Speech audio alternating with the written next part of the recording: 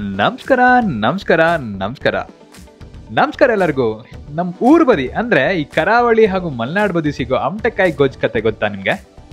ಗೊತ್ತಿಲ್ಲ ಅಂದ್ರೆ ಬನ್ನಿ ಒಂದು ಒಳ್ಳೆ ಅಮಟೆಕಾಯಿ ಗೊಜ್ಜು ಮಾಡ್ಕೊಂಬರೋಣ. ಏನಂತೀರಿ ಅಲ್ವಾ? ಏನ್ ಮಾಡೋದು ಹೇಗ್ ಮಾಡೋದು ಅಂತ ಡೀಟೇಲ್ ಆಗಿ ಹೇಳ್ತೀನಿ, ಬನ್ನಿ ಶುರು ಮಾಡೋಣ. ಮುಂಚೆಗೆ ಒಂದು ಬಾಣಲೆ ಇಟ್ಕೊಳ್ಳಿ, ಅದಕ್ಕೆ ಒಂದು 2 ಟೇಬಲ್ ಸ್ಪೂನ್ ಅಷ್ಟು ಎಣ್ಣೆ ಹಾಕಿ ಒಂದು 2 ಟೇಬಲ್ ಸ್ಪೂನ್ ಅಷ್ಟು ಉದ್ದಿನ ಬೇಳೆ ಹಾಕೊಳ್ಳಿ. ಆಮೇಲೆ 1 ಟೇಬಲ್ ಸ್ಪೂನ್ ಅಷ್ಟು ಕಡಲೆಬೇಳೆ, 1 ಟೀ ಸ್ಪೂನ್ ಅಷ್ಟು ಮೆಂತೆ ಹಾಕೊಂಡು ಚೆನ್ನಾಗಿ ಹುರ್ಕೊಳಕ್ ಶುರು ಮಾಡಿ. ಈಗ 1 ಟೀ ಸ್ಪೂನ್ ಅಷ್ಟು ಜೀರಿಗೆನೂ ಹಾಕೊಳ್ಳಿ.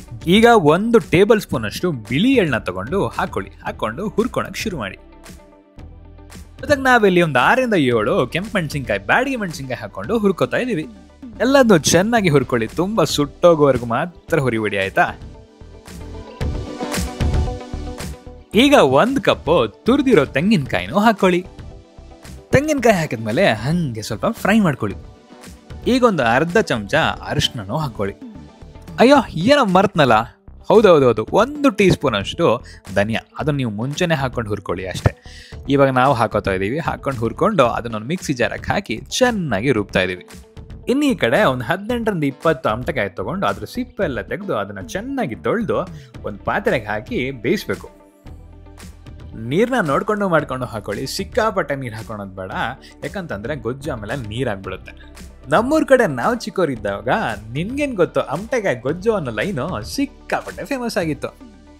ಏನೇ ಹೇಳಿ, ತಿಂದವ್ರಿಗೆ ಗೊತ್ತುಕೊಂಡ್ರಿ ಅಮಟೆಕಾಯಿ ಗೊಜ್ಜಿನ ರುಚಿ ಅದ್ಭುತವಾಗಿರುತ್ತೆ, ಸಕ್ಕದಾಗಿರುತ್ತೆ. ಬೇಯಿಸೋದೇನೋ ಬೇಯಿಸ್ತಿರಲ್ಲ, ಈಗ 1 ಟೇಬಲ್ ಸ್ಪೂನ್ ಅಷ್ಟು ಕಲ್ಲುಪ್ಪನ್ನ ಹಾಕಿ ಸ್ವಲ್ಪ ಅರಶಿನ ಹಾಕಿ ಅದನ್ನು ಬೇಯಿಸಿ. ಒಂದು 1/4 ಗಂಟೆ 20 ನಿಮಿಷ ಬೆಂದಾದ್ಮೇಲೆ ನೀವು 1 ಸ್ಪೂನ್ ತಗೊಂಡು ಅದನ್ನು 1 ಕಾಯಿನ ಹಾಗೆ ಎತ್ತಿ ಬೆಂದಿದೆ ಅಂತ ಚೆಕ್ ಮಾಡಿ ಮಸಾಲೆ ರುಬ್ಬಿರ್ತೀವಲ್ಲ ಅದನ್ನು ಹಾಕಿ ಚೆನ್ನಾಗಿ ಮಿಕ್ಸ್ ಮಾಡಿ ಕುದಿಯಕ್ಕೆ ಬಿಡಿ.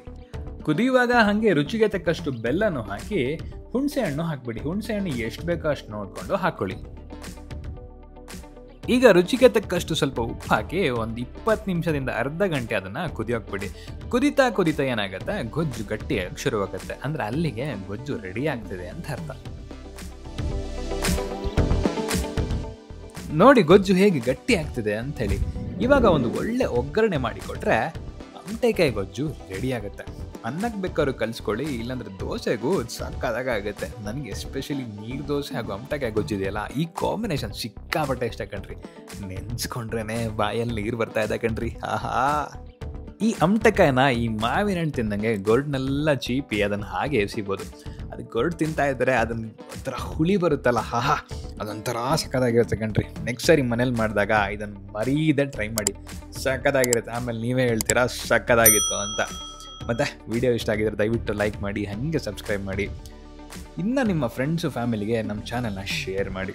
ಹಾಗಾದರೆ ಮತ್ತೊಂದು ವಿಡಿಯೋ ಜೊತೆಗೆ ಮತ್ತೆ ಸಿಗುವ.